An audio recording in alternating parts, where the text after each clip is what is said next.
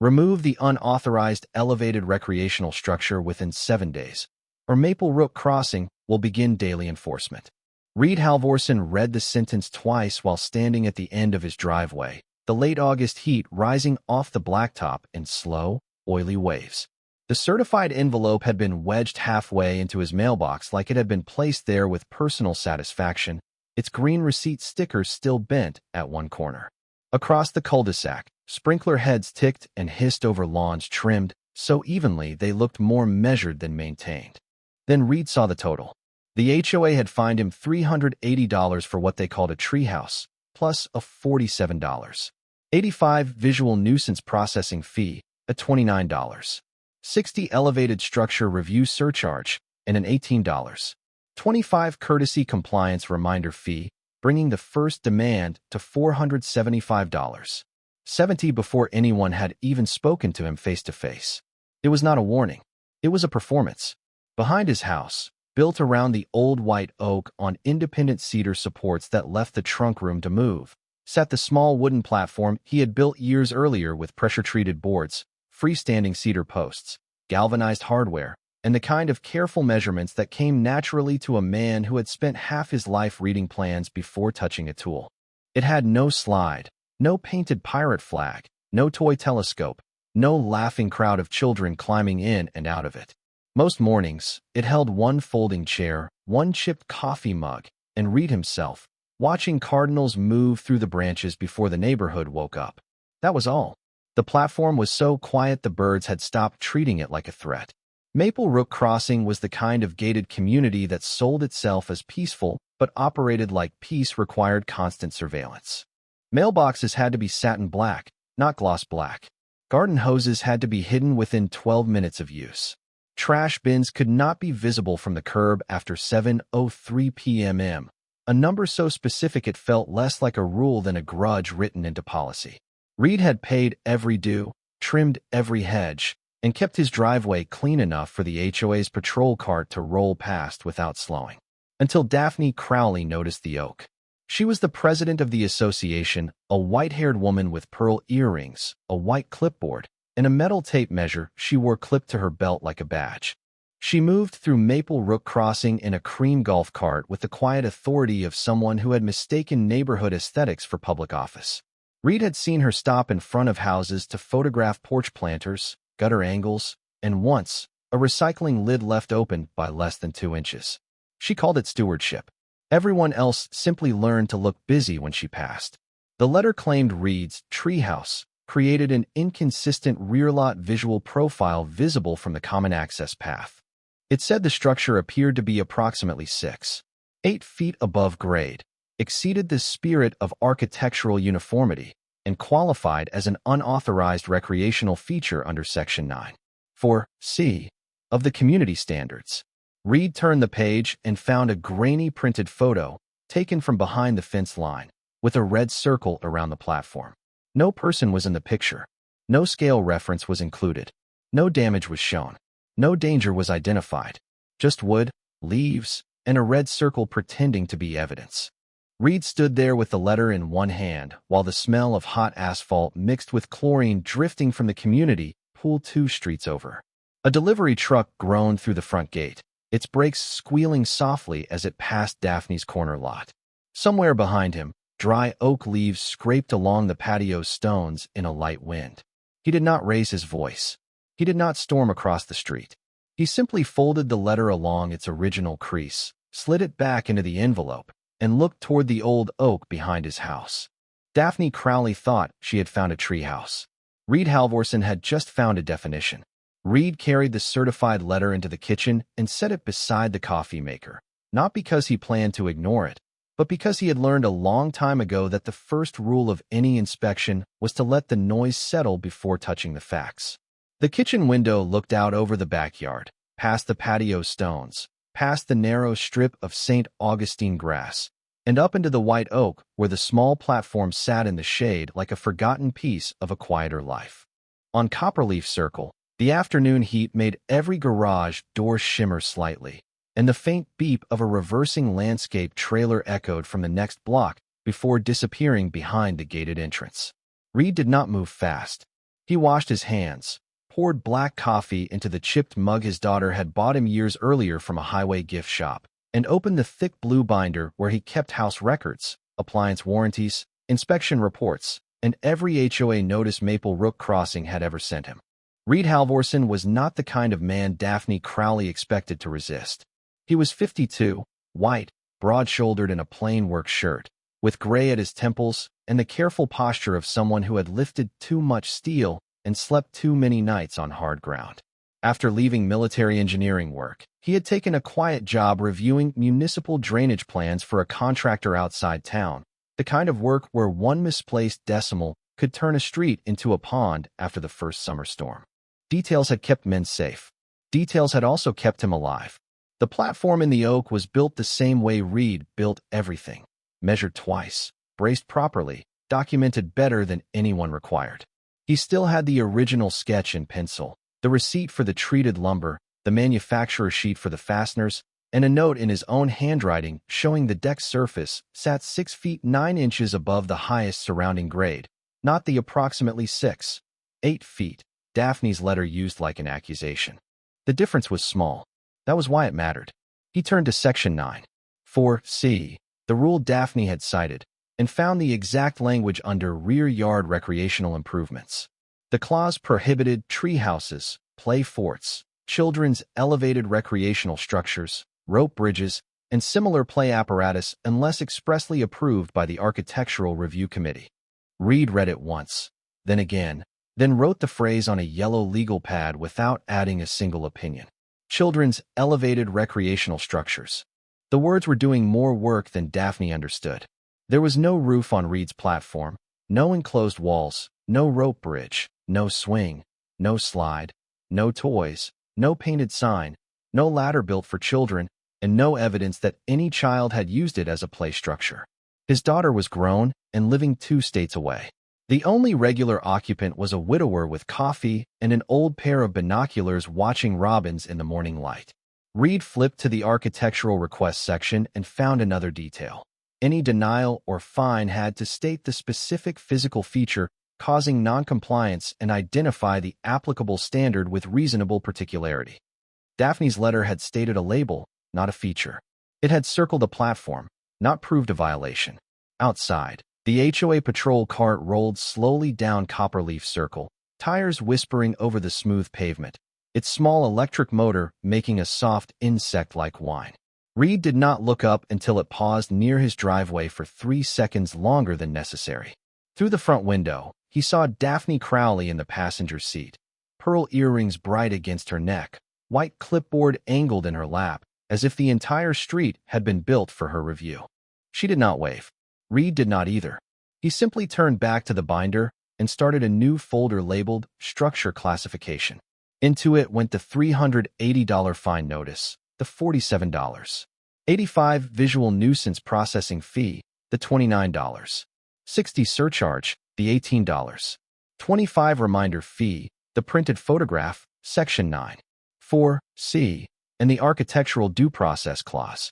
By 5:16 p.m., while the sprinklers along the median clicked on in a staggered line and the smell of chlorine drifted again from the clubhouse pool, Reed had stopped thinking of the platform as something Daphne wanted removed. He had started thinking of it as something she had failed to define. Daphne Crowley arrived at 9:08 the next morning in the HOA's cream-colored golf cart, rolling along Copperleaf Circle at a speed slow enough to make every curtain on the street feel involved. She parked with the front wheels exactly beside Reed's mailbox, stepped out in beige slacks and a pale blue blouse, and lifted her white clipboard as if she were carrying court authority instead of laminated neighborhood paperwork. The air was already hot, and the smell of warm cedar mulch from the entrance beds mixed with the faint chemical sharpness of pool water drifting from the clubhouse beyond the pool gate. Reed heard her before he saw her. The metal tape measure clipped to her belt tapped lightly against the golf cart frame, a small, bright sound that matched the way she inspected the world, inch by inch, flaw by flaw, always hoping the ruler would agree with her. Beside her stood Lloyd Pember, another board member, a narrow white man in his 60s who never spoke first and always nodded second. Daphne smiled before she accused him. "Mr. Halvorsen," she called from the edge of the driveway. I'm glad you received the notice. We're here to confirm your plan for removal. Reed came out through the garage wearing a plain gray work shirt, jeans, and no expression that could be mistaken for panic. He held the certified letter in a clear sleeve, not folded now, not hidden, and he stopped 3 feet inside his own property line because he knew Daphne liked to turn distance into drama. The sprinklers across the street coughed once and began ticking over the curb grass in precise half circles. Reed said, I'm reviewing the cited section. Daphne's smile held, but it tightened at the corners. She glanced at Lloyd, then back at the house, then toward the side gate where the old oak rose behind the privacy fence. There isn't much to review, she said. Section 9(4)(c) is very clear regarding treehouses and elevated recreational structures. Reed nodded once. It is clear about children's elevated recreational structures. For the first time, the clipboard dipped.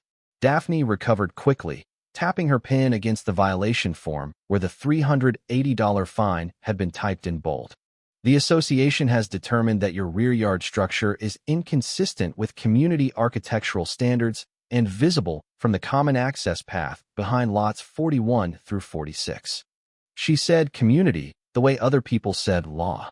Reed asked which physical feature made it a treehouse. Daphne blinked. Lloyd shifted his weight on the driveway, his loafers making a dry scrape against the concrete. From somewhere down Copperleaf Circle, a garage door opened with a long metallic rattle, and a dog barked once behind a closed window before being hushed. Daphne lifted her chin. It is in a tree, Mr. Halvorsen. Reed waited. That was not an answer. The platform is built around a tree, not into it, he said evenly. That doesn't establish recreational use. It has no play apparatus, no child ladder, no rope bridge, no swing, no enclosed area, and no posted use as a play structure. Daphne's pen stopped tapping. Her face kept its polite arrangement, but her eyes changed, becoming sharper and less neighborly. She was used to homeowners apologizing, bargaining, or asking for more time. She was not used to one of them separating adjectives from enforceable standards in the middle of a driveway at 9:11 a.m. Reed added, the notice also includes a $47.85 visual nuisance processing fee, a $29.60 elevated structure review surcharge, and an $18.25 courtesy compliance reminder fee. I'd like the written authority for each fee. Lloyd looked down at his shoes. Daphne looked at Reed as if he had misbehaved by reading the whole page. Those are standard administrative charges, she said. Reed replied, then they should be easy to cite. A gust moved through the cul-de-sac, pushing dry oak leaves along the gutter and carrying the smell of hot asphalt up from the street. Daphne closed the top flap of her clipboard with one crisp motion. You have 7 days from receipt of notice, she said. If the structure is not removed, the association may pursue continued enforcement, including additional inspection costs and architectural hearing action. Reed looked past her, toward the white fence line where the top of the oak could be seen above the roof of his house. Then he looked back at the woman who thought a measuring tape could make her untouchable. I understand your position, he said. Daphne seemed satisfied for half a second. Then Reed added, please send the definitions. By Thursday afternoon, Daphne Crowley had stopped pretending the matter was routine. The next notice did not arrive as a friendly reminder or a printed courtesy slip tucked into the doorframe. It came through the Maple Rook Crossing owner portal at 2:43 p.m. Subject line. Final compliance review. Rear yard elevated structure. Written in the cold, polished language of someone trying to sound legal without quite becoming legal. Reed opened it at his kitchen table. The message said the association had confirmed continued noncompliance at 118 Copperleaf Circle and would move the issue to an architectural review hearing if the structure remained in place after the 7th day. It added a projected $36.40 reinspection coordination fee, a $22.15 portal documentation archive fee, and a possible $64.90 committee scheduling surcharge if Reed required formal escalation. Even the threat had itemized pricing. Reed printed the email, punched 3 clean holes along the left side, and placed it behind the first violation letter in his blue folder. Outside, summer light pressed against the windows, making the backyard look flat and bright, the oak leaves turning silver at the edges whenever the wind moved through them. The air smelled like hot asphalt, dry grass, and the faint cedar smoke from someone's pellet grill 2 streets over. It was too quiet. At 6:30 that evening, Daphne held what she called an informal clarification session at the clubhouse on Gatehouse Drive, though Reed knew from the portal notice that the room had been reserved under enforcement education. Folding chairs had been set in 2 rows facing a long table with 3 board members, a pitcher of water, and a stack of community standards binders. Daphne sat in the center, wearing a cream jacket and pearl earrings, her metal tape measure placed beside her clipboard like a ceremonial object. Lloyd Pember sat to her right, still saying nothing first. Reed arrived with 1 folder and no audience. Daphne began by saying Maple Rook Crossing depended on architectural consistency, visual harmony, and voluntary cooperation from all homeowners. She did not mention Reed's name at first. She did not need to. Everyone in the room knew the rear yard elevated structure visible from the common access path behind lots 41 through 46 meant the oak behind his house. Reed listened without interrupting. Daphne explained that unapproved recreational structures could create precedent confusion, lower rear lot appearance standards, and invite future interpretive abuse by other residents. She made interpretive abuse sound like a crime committed with a ladder and a drill. Then she turned to Reed and asked whether he had scheduled removal. Reed opened his folder. No, he said. The room went cold without the air conditioner changing a degree. Daphne's smile flattened. Reed placed a printed copy of Section 9, 4C, on the table and pointed to the exact sentence. Treehouses, play forts, children's elevated recreational structures, rope bridges, and similar play apparatus. He asked again for the association's written definition of treehouse, written definition of recreational use, and written authority for the $47, $85, $29, $60, $18, $25, $36, $40, $22, $15, and $64. 90 charges. Lloyd finally looked at Daphne. Daphne said the board did not need to debate obvious meanings. Reed replied that obvious meanings were not enforcement standards. The clubhouse went still except for the hum of the soda machine near the hallway and the soft click of ice settling in the water pitcher. A woman in the second row looked down at her phone, then up again, suddenly interested. Daphne leaned forward and said the association had broad discretion to preserve the community's appearance under Section 3. 2A. Reed nodded and slid over another page. Section 3. 2A. Allowed appearance review, but fines had to identify a specific violated standard with reasonable particularity before penalties could accrue. Daphne had cited 9. 4C, not a general appearance clause. She had called it recreational, not unsafe. She had called it a treehouse, not an unapproved deck. The difference was no longer small. It was the whole case. Daphne ended the session by saying the board would take his objections under advisement, which meant she had not expected objections written in order. Reed stood, gathered his pages, and walked out into the blue evening heat. Behind him, through the clubhouse glass, he saw Daphne looking down at Section 9. For C, like it had betrayed her. Reed crossed the parking lot slowly, listening to the HOA patrol cart charger buzz beside the maintenance shed, and by the time he reached his truck, he knew exactly what he was going to do next. That night, Reed Halvorsen did not touch a hammer. He sat at the kitchen table at 118 Copperleaf Circle with the back door cracked open, letting in the dry rustle of oak leaves, the soft rasp of crickets, and the distant splash of someone leaving the clubhouse pool after closing time. The air smelled of warm cedar smoke and chlorine, with a thin edge of dust from the common access path behind the rear fences. Reed worked by lamplight.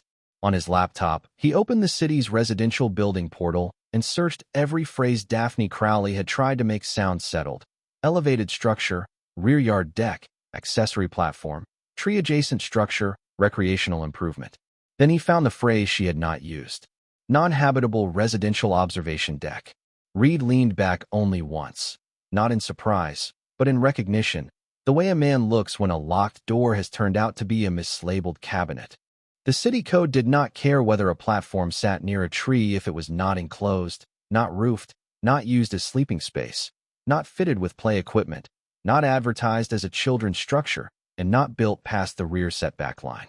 It cared about height, load, railings, access, attachment method, drainage, and whether the owner could show safe construction. That was a language Reed understood.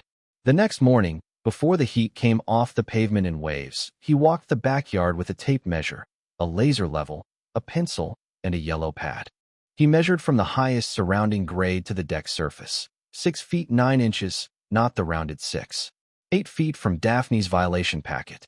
He measured the platform edge to the rear fence, 14 feet 7 inches, inside the city's required accessory setback clearance. He also marked the sight line on the plan, showing the deck faced inward toward his own oak canopy and patio, not toward any neighbor's windows. He measured the rail height, the tread spacing, the hardware placement, and the gap between the boards where summer rain drained cleanly through. Facts were quieter than threats. By noon, Reed had a list of changes. The old decorative half-roof had to come off because Daphne could wave at it and say Treehouse. The short rope handhold, left from when his daughter was small but no longer used by anyone, had to come off because Daphne could call it play apparatus. The small weathered sign that read, Oak Lookout, had to come down because Daphne could pretend the word lookout meant recreation instead of observation. Reed did not mourn the pieces. He removed them carefully, stacked them beside the shed, and took dated photographs of the empty platform after each change. At 3:22 p.m., while the HOA patrol cart hummed slowly past the side street, and a sprinkler head on Lot 43 sputtered against a driveway apron, Reed uploaded his application to the city portal. Project description: modification of existing rear yard, non-habitable residential observation deck, no roof, no walls, no play equipment, private adult use only. He attached a simple plan drawing, fastener specifications, railing dimensions, photographs, and a note that the deck was not intended for children's recreation. Then he paid the city's $91.35 minor residential review fee by card and saved the receipt as PDF page 1 of a new packet. At 4:07 p.m., the portal issued a pending permit number. Reed printed it. The paper was still warm when he slid it into the blue folder behind Section 9. 4C, Section 3. 2A, the $380 fine, the $47.85 visual nuisance processing fee, the $29.60 elevated structure review surcharge, the $18.25 courtesy compliance reminder fee, the $36.40 reinspection coordination fee, the $22.15 portal documentation archive fee, and the threatened $64.90 committee scheduling surcharge. Daphne had built a pile of charges. Reed built a record. 2 days later, the city reviewer emailed back 3 required corrections: raise the railing by 2.5 inches, add a mid-rail spacing note under 4 inches, and install a fixed access step instead of the old removable wooden step. Reed completed all 3 before dinner. He used cedar boards, exterior screws, a level, and the kind of patience that made every adjustment look intentional rather than defensive. When he finished, he mounted a small brushed metal plaque near the access point: private residential observation deck, no recreational use. It was not large. It did not mock anyone. That made it worse for Daphne. On Saturday morning, Reed stepped back into the yard with coffee in hand and looked up through the oak branches. The platform looked cleaner, safer, and less like the thing Daphne had fined him for. It had become exactly what her rule failed to forbid.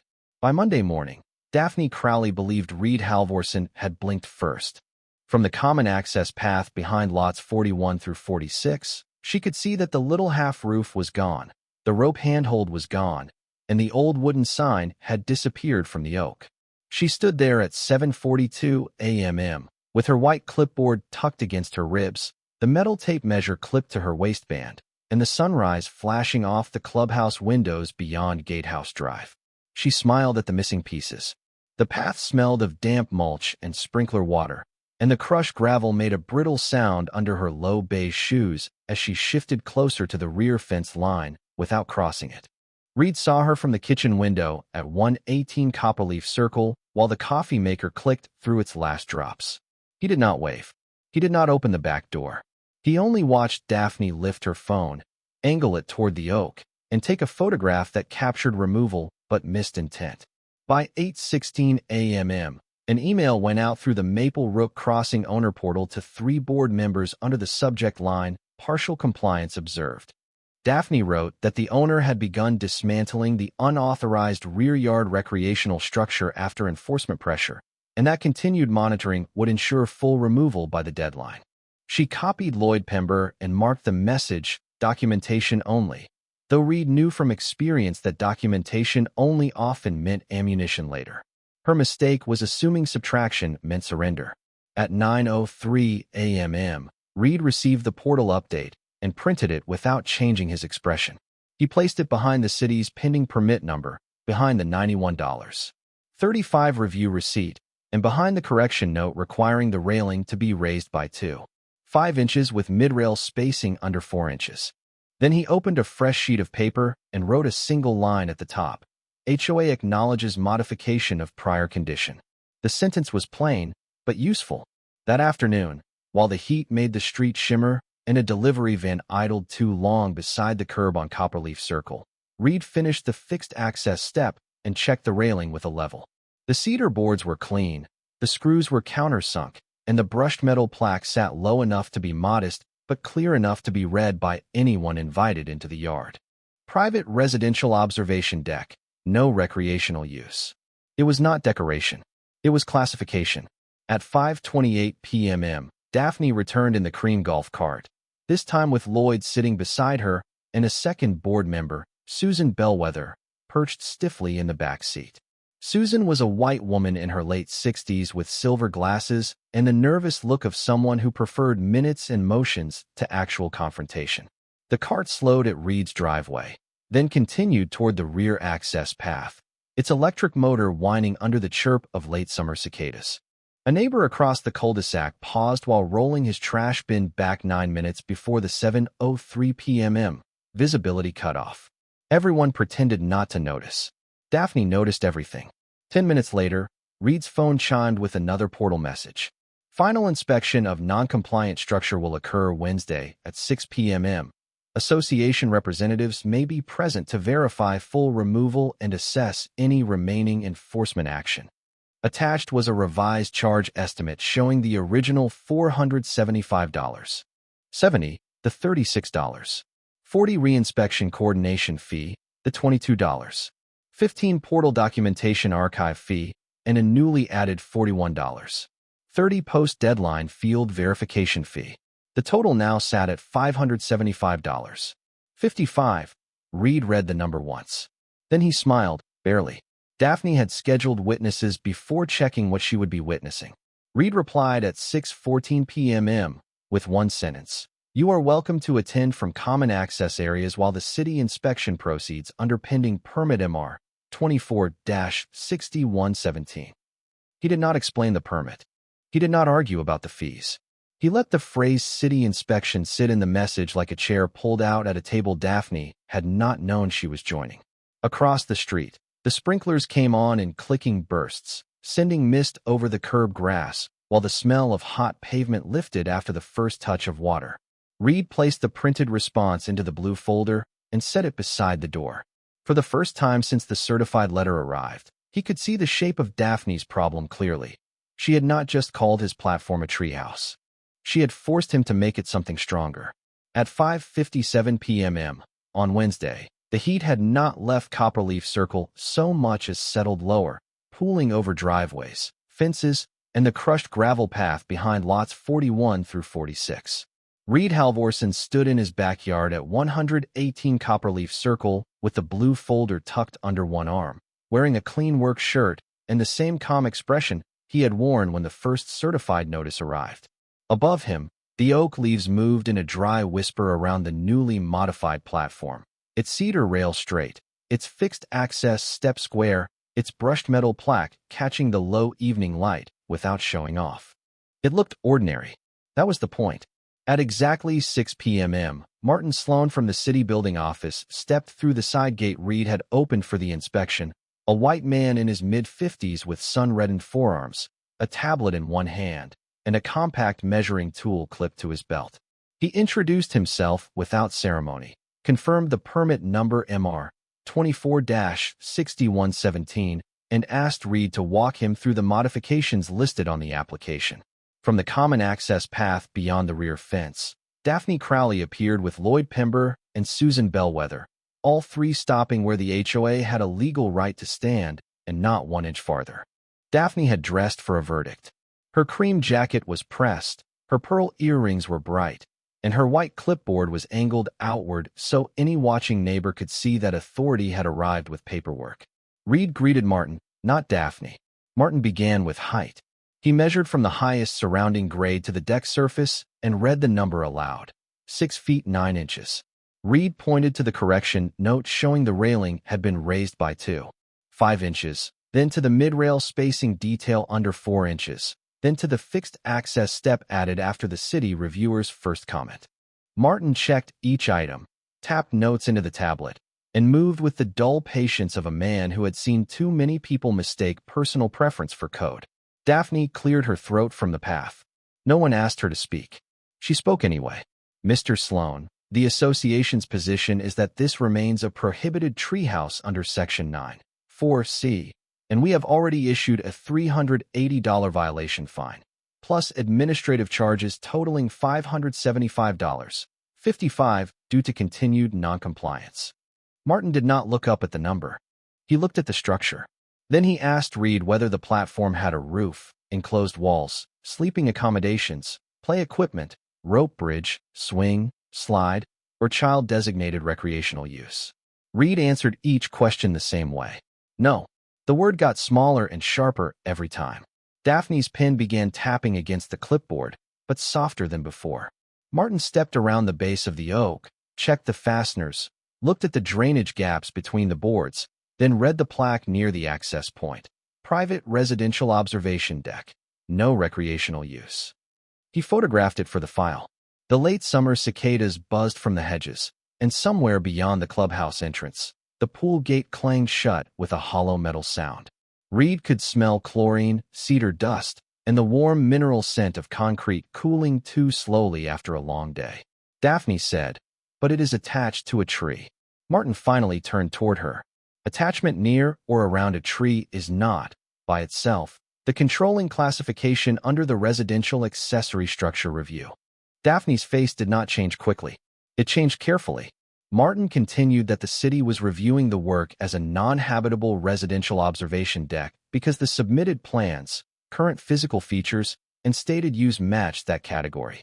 He added that he was not interpreting HOA aesthetics, but if the association's enforcement rested specifically on a prohibited play structure definition, the current condition did not present as a children's elevated recreational structure. Lloyd looked down at the gravel path. Susan Bellwether adjusted her silver glasses and stopped taking notes. Daphne tried one more angle, citing Section 3(2)(a) and visual harmony. Reed opened the blue folder and handed Martin the HOA notice showing the original violation had been issued under Section 9(4)(c), not a separate architectural denial. Martin glanced at it, then gave it back. "That appears to be an association process issue," he said. "For the city inspection, the listed corrections are satisfied." The city approval did not erase the HOA's authority. It erased the label Daphne had used to start charging him. Then he tapped the tablet and marked the permit inspection as passed pending final clerical approval. The sound was only a small digital chime. It landed like a gavel. Reed said thank you. Daphne said nothing. Behind the fence line, two neighbors who had been pretending to check their flower beds looked at each other and then away, both suddenly understanding that the meeting Daphne had staged as a public correction had become a public distinction. She had called it a treehouse, but Reed had made it something the rule did not reach. The next morning, Reed Halvorsen waited until 8:05 a.m. after the sprinklers along Copperleaf Circle had finished ticking against the curb grass and before the HOA portal usually began sending its daily automated reminders. He sat at the kitchen table with the blue folder open, the past city inspection report on top, the permit number MR 24-6117 printed clearly in the upper right corner, and Martin Sloan's final notation highlighted in pale yellow. Correction satisfied. Non-habitable residential observation deck approved pending clerical closeout. Outside, the oak cast broken shade across the patio stones, and the air smelled like wet mulch, hot pavement beginning to warm again, and the faint sour trace of chlorine drifting from the clubhouse pool after the morning cleaning cycle. Reed wrote slowly, not emotionally. He addressed the letter to the Maple Rook Crossing Board of Directors, not Daphne Crowley, because he understood that people like Daphne liked to make everything personal until the paperwork turned against them. The subject line was simple: request for withdrawal of enforcement action, 118 Copperleaf Circle. In the first paragraph, he identified the original notice, the $380 violation fine, the $47.85 visual nuisance processing fee, the $29.60 elevated structure review surcharge, the $18.25 courtesy compliance reminder fee, the later $36.40 reinspection coordination fee, the $22.15 portal documentation archive fee, the threatened $64.90 committee scheduling surcharge, and the added $41.30 post-deadline field verification fee, totaling $575.55 in asserted charges. Numbers made pressure look smaller. Then he attached the city approval. Reed did not accuse Daphne of harassment, did not call the board corrupt, did not use a single dramatic phrase they could hide behind. He wrote that the enforcement action cited Section 9(4)(c), which prohibited tree houses, play forts, children's elevated recreational structures, rope bridges, and similar play apparatus. He wrote that the current permitted structure contained no roof, no walls, no sleeping space, no rope bridge, no swing, no slide, no child-designated recreational use, and no play apparatus. He wrote that the association's own inspection attendance on Wednesday confirmed the modified condition before city approval. He made the board walk through every fact. At 8:47 a.m., he uploaded the letter, permit packet, inspection report, dated photographs, and the before and after modification log to the owner portal. At 8:51, he sent the same packet by certified mail from the postal counter on West Alder Road, keeping the receipt in the folder behind the original green card. The woman behind the counter slid the stamped receipt back to him without looking at the contents, and Reed tucked it away like it weighed more than paper. By noon, Daphne had replied through the portal. The message was shorter than usual and colder than before. She wrote that although the city's building office had classified the structure for permit purposes, the association reserved all rights under Section 3(2)(a) regarding visual harmony, rear lot appearance, and architectural consistency. She also wrote that payment of the $575.55 remained due unless formally waived by the board. Reed read it once and printed it. Then he wrote a second response, even shorter than hers. He noted that the original fine had not been issued under Section 3(2)(a), that no separate architectural denial had been noticed with reasonable particularity, that no new hearing had been opened under the proper review procedure, and that reclassifying the basis after penalties accrued would require a fresh written notice and a new opportunity to cure. Precision was not anger. It was leverage. That evening, the board met in the clubhouse on Gatehouse Drive, and for once Daphne's clipboard did not control the room.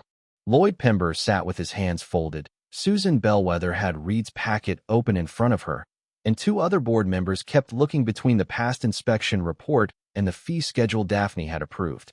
The room smelled of lemon cleaner, old carpet, and coffee that had sat too long on the warmer. The soda machine hummed in the hallway. Nobody wanted to say the obvious first. Daphne argued that allowing Reed's structure to remain would invite every homeowner to exploit technical language. Susan quietly answered that technical language was exactly what they had used to fine him. Lloyd asked whether the $47.85 visual nuisance processing fee was actually listed in the adopted assessment schedule. It was not.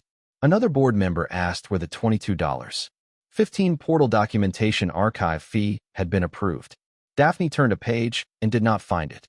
They briefly discussed leaving a minor administrative balance on the account, until Susan asked whether any adopted schedule authorized it after the violation category had failed. The silence became expensive.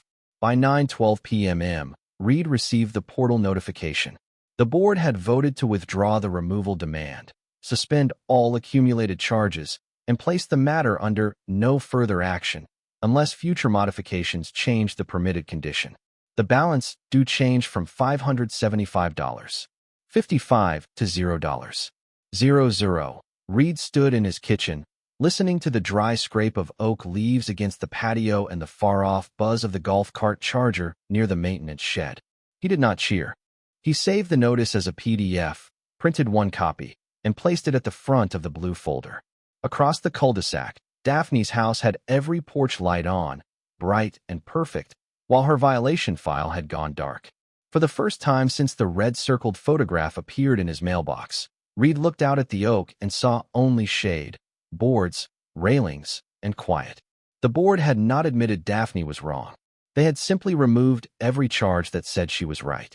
The next morning, Reed Halvorsen walked out to the oak before sunrise, carrying his coffee in one hand and the final HOA notice in the other. Copperleaf Circle was still quiet, the kind of quiet that came before garage doors opened, before sprinklers began their clicking sweep, before the cream golf cart started its slow patrol, with Daphne Crowley watching mailboxes, porch pots, and driveway edges like they were matters of state. The air was cooler than it had been all week, with the clean smell of wet mulch, old cedar, and pavement still holding the memory of yesterday's heat. Reed climbed the fixed-access step and sat on the newly approved observation deck. Not a treehouse, an observation deck. Below him, the brushed metal plaque caught the first light. Private residential observation deck. No recreational use. It was small enough to be tasteful and clear enough to be final. At 7:18 a.m., Daphne appeared on the common access path behind lots 41 through 46, moving slower than usual, her white clipboard hugged close against her cream jacket. She stopped at the rear fence line and looked up at the oak, not with the satisfaction she had worn when the half-roof came down, but with the tight, careful face of someone reading a sentence she could not edit. Reed did not call out. He simply raised the city-approved inspection card and clipped it inside a weatherproof sleeve beside the plaque, along with the permit number MR 24-6117 and the board's no further action notice showing a balance of $0. 00. There it was. The blow landed without noise, cruelty, or insult. It was public, precise, and impossible to misquote. Daphne's own enforcement had forced Reed to strip away every feature she could label as recreational, upgrade the railings by 2.5 inches, document the structure under city code, and convert the platform into something her Section 9.4c could not touch. She had fined him $380 for a treehouse. He had made it a legal observation deck. Two neighbors paused near their back gates, pretending to adjust a hose and inspect a planter, both looking just long enough to understand why Daphne was standing there with nothing to write. The sprinklers on lot 43 coughed awake and began ticking against the grass, throwing silver mist across the fence shadows. Somewhere near the clubhouse entrance, the pool gate clanged open for morning maintenance, and the faint smell of chlorine drifted into the street. Reed folded the final HOA notice once and slid it back into the blue folder waiting on the deck beside his coffee. A few minutes later, Susan Bellwether sent a brief portal message confirming that the board had updated the property file to reflect the permitted observation deck classification and removed all enforcement flags connected to the prior notice. Reed read it twice. Then he printed nothing. Some victories did not need another page. Daphne remained on the path for another moment, her metal tape measure catching sunlight at her waist, and then she turned the golf cart around without stopping at Reed's driveway. For weeks, she had treated Maple Rook Crossing like a place where peace belonged to whoever controlled the forms. But peace was not the same thing as compliance, and compliance was not the same thing as surrender.